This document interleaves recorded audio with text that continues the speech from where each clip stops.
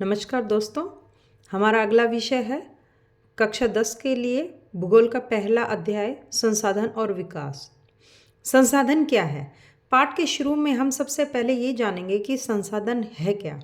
हमारे चारों ओर उपलब्ध सभी वस्तुएं तब तक संसाधन नहीं कहलाती जब तक हम उनका उपयोग करना नहीं जानते। ये सभी वस्तुएं आदि मानव के लिए तब तक संसाधन नहीं थी जब तक उसने उन वस्तुओं का प्रयोग करना नहीं सीखा। आदि मानव के लिए वायु, पानी आदि ही संसाधन थे। उसके लिए घर, मकान आदि संसाधन नहीं थे क्योंकि उसने उसमें रहना और बनाना सीखा ही नहीं था। संक्षेप में कह सकते हैं, संसाधन हमारे चारों ओर उपलब्ध प्रत्येक वस्तु जो हमारी ज़रूरतों को पूरा करती है और जिसको बनाने के लिए प्रौद्योगिकी उपलब्ध है, वो आर्थिक रूप से संभाव्य और सांस्कृतिक रूप से मान्य है, उसे संसाधन कहते हैं। संसाधनों का वर्गीकरण, इनका वर्गीकरण 4 आधार पर किया जाता है। 1, उत्पत्ति के आधार पर। 2, समाप्यता या समाप्त होने के आधार पर। 3, स्वामित्व यानी अधिकार होने के आधार पर। 4, विकास के सत्र के आधार पर। इनके बारे में हम विस्तार से आगे जानेंगे। संसाधनों का वर्गीकरण, उत्पत्ति के आधार पर संसाधन 2 प्रकार के हैं, जैव तथा अजैव। जैव संसाधन, ऐसे संसाधन जिनमें जीवन है उन्हें जैव संसाधन कहते हैं। उदाहरण स्वरूप मनुष्य, वन, प्राणी, मत्स्य या मछली, पशु या जानवर आदि। 2, अजैव, जो संसाधन निर्जीव होते हैं उन्हें अजैव संसाधन कहते हैं, जैसे चट्टानें और धातुएं आदि। समाप्यता या समाप्त होने के आधार पर संसाधनों का वर्गीकरण भी 2 प्रकार का होता है। 1, नवीकरणीय। 2, अनवीकरणीय। पहला है नवीकरणीय संसाधन, ऐसे संसाधन जिन्हें भौतिक, रासायनिक या यांत्रिक प्रक्रियाओं के द्वारा प्राप्त किया जा सकता है उन्हें पुनः पूर्ति योग्य संसाधन भी कहते हैं, जैसे सौर ऊर्जा, पवन ऊर्जा, जल, वन, वन्य जीवन आदि नवीकरणीय संसाधन है। नंबर 2, अनवीकरणीय संसाधन, ऐसे संसाधन जो एक बार प्रयोग होने पर खत्म हो जाते हैं और इनके बनने में लाखों वर्ष लग जाते हैं, उन्हें अनवीकरणीय संसाधन कहते हैं, जैसे तेल, कोयला आदि। तीसरा है स्वामित्व के आधार पर संसाधनों का वर्गीकरण। ये 4 प्रकार के होते हैं।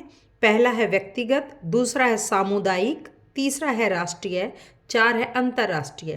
पहला है व्यक्तिगत संसाधन, ऐसे संसाधन जिन पर निजी व्यक्तियों का अधिकार होता है, जैसे घर, जमीन, जायदाद आदि। दूसरा है सामुदायिक संसाधन, ऐसे संसाधन जिन पर समाज के सभी सदस्यों का अधिकार होता है, जैसे पार्क, खेल के मैदान आदि। तीसरा है राष्ट्रीय संसाधन, देश के सभी संसाधन राष्ट्रीय संसाधन है। तकनीकी तौर पर सभी वस्तुएं, मानव आदि राष्ट्रीय संसाधन है। चौथा है अंतर्राष्ट्रीय संसाधन, समुद्री तटरेखा से 200 किलोमीटर की दूरी से परे खुले महासागरीय संसाधन अंतर्राष्ट्रीय संसाधन है। चौथा है विकास के सत्र के आधार पर संसाधन, ये भी 4 प्रकार के होते हैं। संभावी, 2 विकसित, तीसरा भंडार, चौथा संचित कोष। पहला संभावी, ऐसे संसाधन जो संसाधन किसी भी प्रदेश में विद्यमान होते हैं परंतु उनका उपयोग नहीं होता, जैसे भारत के पश्चिमी भाग, राजस्थान या गुजरात में पवन ऊर्जा, सौर ऊर्जा। दूसरा है विकसित संसाधन, ऐसे संसाधन जिनका उपयोग व मात्रा की गुणवत्ता सर्वेक्षण के आधार पर की जा चुकी है, जैसे प्रौद्योगिकी व उनकी संभाव्यता का स्तर। तीसरा भंडार, सभी वस्तुएं, उपलब्ध वस्तुएं जो आवश्यकता की पूर्ति कर सकती हैं लेकिन प्रौद्योगिकी की कमी के कारण हम उनका उपयोग नहीं कर सकते, वे भंडार कहलाते हैं, जैसे जल के यौगिक H2O, हाइड्रोजन व ऑक्सीजन गैसें।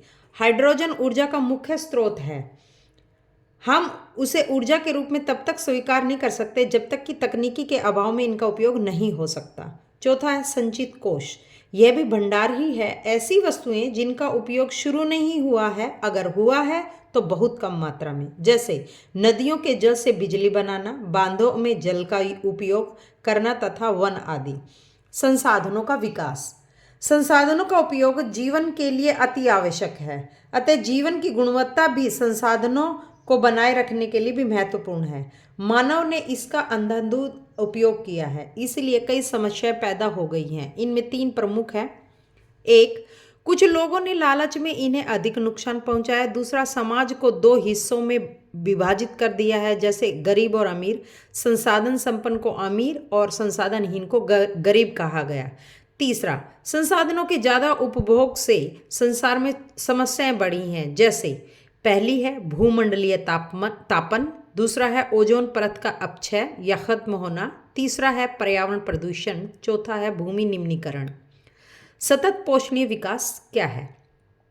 सतत का अर्थ है लगातार, अस्तित्व का अर्थ है रहना।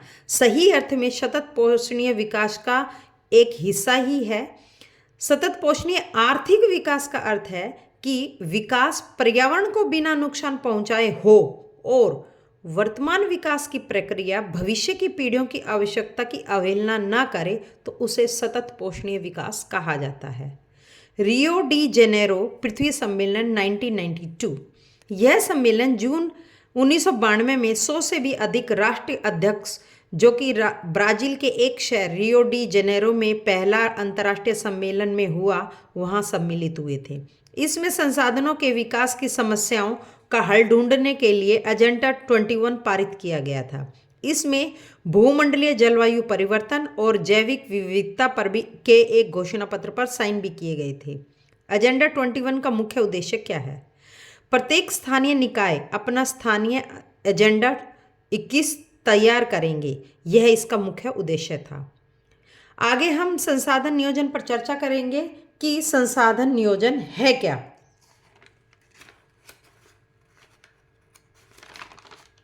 संसाधन नियोजन एक सर्वमान्य रणनीति है जिसमें संसाधनों का उपयोग विवेकपूर्ण रूप से किया जाए। भारत में संसाधन नियोजन की बहुत आवश्यकता है, क्योंकि भारत विविधताओं का प्रदेश है। भारत के किसी प्रदेश में संसाधनों की प्रचुरता है तो किसी प्रदेश में कमी। जैसे झारखंड, मध्य प्रदेश, छत्तीसगढ़ आदि प्रदेशों में खनिज और कोयले के भंडार हैं। अरुणाचल प्रदेश में जल संसाधन है, परंतु राजस्थान व गुजरात में पवन ऊर्जा और सौर ऊर्जा है, लेकिन वहाँ जल संसाधन की कमी है। इसलिए राष्ट्रीय, प्रांतीय, प्रादेशिक, स्थानीय इन सभी चारों स्तरों पर संतुलित संसाधन नियोजन की आवश्यकता है। अतः इसे हम निम्न 3 सीढ़ियों से या सोपानों से कर सकते हैं। पहली है देश के विभिन्न प्रदेशों में संसाधनों की पहचान कर उनकी तालिका बनाना।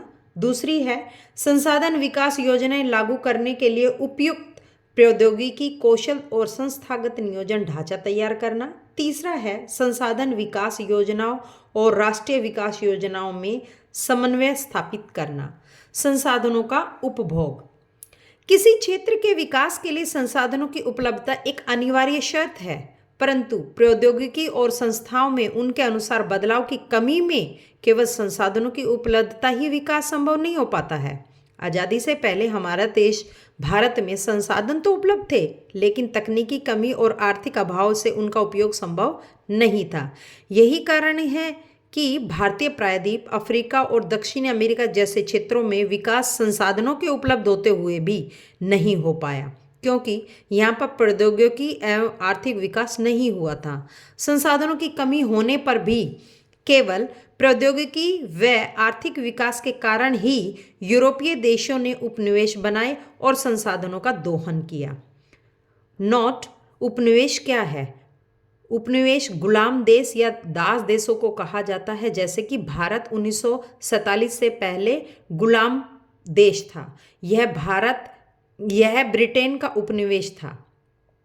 संसाधनों का संरक्षण। संसाधनों के विवेकहीन उपभोग से होने वाली समस्याओं से बचने के लिए इनका संरक्षण आवश्यक है। विश्व स्तर पर संसाधनों का ह्रास या इनकी कमी के लिए लालची और स्वार्थी व्यक्ति तथा आधुनिक प्रौद्योगिकी की शोषणात्मक प्रवृत्ति जिम्मेदार है। पहले अंतर्राष्ट्रीय संसाधन संरक्षण की वकालत 1968 में क्लब ऑफ रोम ने की थी। 1987 में ब्रुटन वर्ल्ड लैंड आयोग रिपोर्ट ने योगदान दिया। उन्होंने सस्टेनेबल डेवलपमेंट, इसका अर्थ है सतत पोषणीय विकास, इसकी संकल्पना प्रस्तुत की थी। धन्यवाद दोस्तों, हम इस विषय को अभी यहीं विराम देते हैं। अगर इसमें आपको किसी और विषय पर कुछ वीडियो चाहिए तो मुझे कमेंट सेक्शन में जाकर बताएं, और इसका आधा भाग हम अगले भाग में, अगले वीडियो में बनाएंगे। धन्यवाद।